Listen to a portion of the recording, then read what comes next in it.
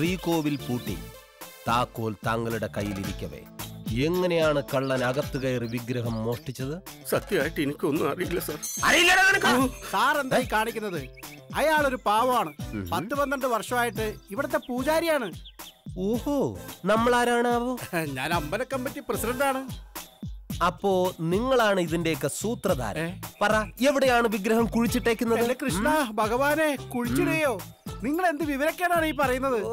പിന്നെ വിഗ്രഹം എന്ത് ചെയ്തു? അതിനെ പുഴുങ്ങി തിന്നോ? എന്തു വന്നാലും ഈ പ്രേംലാൽ ഇവിടുത്തെ വിഗ്രഹം കണ്ടെടുത്തിട്ടേ പോകൂ. കുറച്ച് സഭ്യമായിട്ട് സംസാരിക്കുക. ഞാൻ 4 ആളറിയുന്ന ഒരു മാന്യനാണ്. എന്നാൽ ഈ 4 ആളറിയുന്ന മാന്യൻ ആ 4 വീലുള്ള ജീപ്പിലോട്ടൊന്ന് കയറിയാട്ടെ. എന്താ സാറേ, കള്ളനെ പിടിക്കുന്നതിന് പകരം പ്രസിഡന്റിനെ പൂജാരി അറസ്റ്റ് ചെയ്തിട്ടെന്താ കാര്യം? അപ്പൊ താനും ഈ കേസിൽ പ്രതിയാണ്. ഞാൻ പ്രതിയൊന്നുമല്ല, ഞാൻ ഇവിടുത്തെ സെക്രട്ടറിയാ. ഒബാമയുടെ സെക്രട്ടറി ഒന്നും അല്ലല്ലോ, അമ്പലത്തിന്റെ സെക്രട്ടറി അല്ലേ? തന്നെ ഇതിൽ പ്രതിയാക്കും. ഗൂഢാലോചന, സംഘം ചേരൽ, കൊള്ള മുതൽ പങ്കുവയ്ക്കൽ, പോലീസ് ഉദ്യോഗസ്ഥരെ ചോദ്യം ചെയ്യൽ. ഇനി കുറഞ്ഞത് 5-8 കൊല്ലം തനിക്ക് അകത്ത് കിടക്കാനുള്ള വകുപ്പ് ഞാൻ ഉണ്ടാക്കി തരാം. നടന്നോ? ഞാൻ വരില്ല. നടക്കട ചെറ്റ. സോറി. നാട്ടുകാര് ദയവ് ചെയ്ത് ഞങ്ങളോട് സഹകരിക്കണം. നിങ്ങൾ എല്ലാവരെയും സ്റ്റേഷനിൽ കൊണ്ടുപോയി ചോദ്യം ചെയ്യണമെന്ന് എനിക്ക് ആഗ്രഹമുണ്ട്. പക്ഷേ നിവർത്തിയില്ല.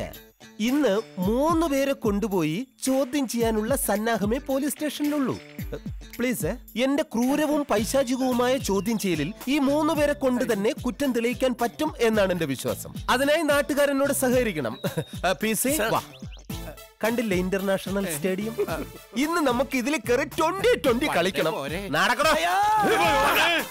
ഇത് പണ്ടാരാണ്ട് കൊച്ചിയിൽ കോണാൻ മേടിക്കാൻ പോയ കഥ പോലെ നമ്മുടെ പോക്ക്.